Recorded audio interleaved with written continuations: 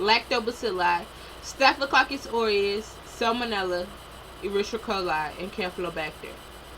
How many times have you cringed at the names, at those names when they were mentioned? I know I have. Hi, my name is Brene Nelson.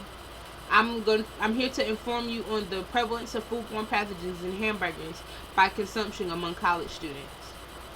To give you some background information on what a foodborne illness is, a foodborne illness is an illness due to the consumption of pathogenic bacteria. These bacteria produce toxins which in turn make you sick.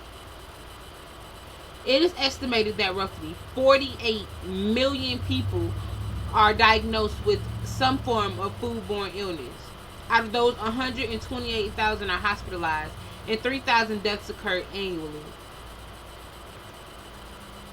The CDC reported that 49 outbreaks of bacterial-related foodborne illnesses were shown across America. Out of these, 16 were caused by various strains of E. coli, 32 from multiple strands of Salmonella, and 1 by Listeria monocytogenesis. The purpose of my experiment was to determine a correlation between foodborne illnesses and hamburger consumption among college students. My hypothesis was that if temperature is an important component in reducing the bacterial growth, then hamburgers prepared at lower temperatures will have increased rates of bacterial growth and increased rates of foodborne illnesses. My experiment had 2 parts. The first part was surveys, where I surveyed 186 students. And out of these 186 students, they were from various institutions such as our beloved Stillman College, the University of Alabama, Tuskegee University, Wallace Community College, and Alabama State University, along with other institutions outside of the state. The survey contained a total of 8 questions, and out of these 8 questions, some of the questions that were asked were how the students like their burgers prepared, if they had ever felt sick after eating a burger, and symptoms that they had experienced. Now, when the student, after analyzing my results, I seen that 149 students like their burgers prepared well, while 27 preferred their burgers medium well, 3 preferred their burgers medium rare, and 3 said they preferred their burgers rare. The students were then asked if they had ever gotten sick after eating a burger. And while 137 students said no, 47 students said yes that they had. The students was then asked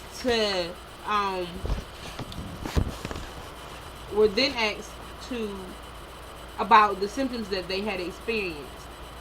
And this question was check all that applies question.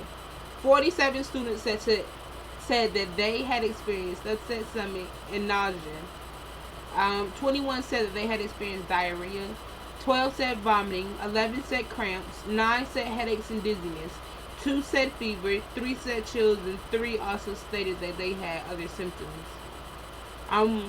Then with a question like that, you would then ask, well, did you consult a physician? And when they got down to that question, out of the 47 students that said that they had actually felt sick, 39 said that they had not consulted a physician, while 8 said that they had. Out of the 8 that said that they had consulted a physician, only 2 felt comfortable in disclosing their diagnosis, and only 1 was actually diagnosed with something that could be linked back to a foodborne illness. When the students was then asked about the length of their sickness, 43 students said that they the sickness only lasted for 1 to 2 days, while 6 said that their illness lasted 3 to 5 days, and 3 said 1 to 2 weeks, and 2 said 2 weeks or more. Now, it had been seen that with the foodborne illnesses, symptoms would usually last more than 1 to 2 days. So it could be said that the students had self-diagnosed themselves with foodborne illnesses. By the students who said they had gotten sick, 42 of the students preferred their burgers well done, while 3 liked them medium well and 3 were unknown. So,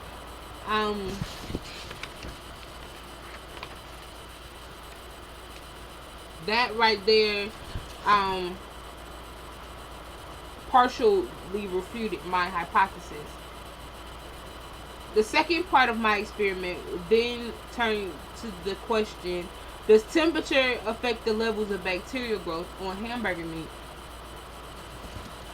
Now, when I did my experiment in the lab, I used 0.9% saline solution, 175 tryptic soy agar plates, and nutrient broth.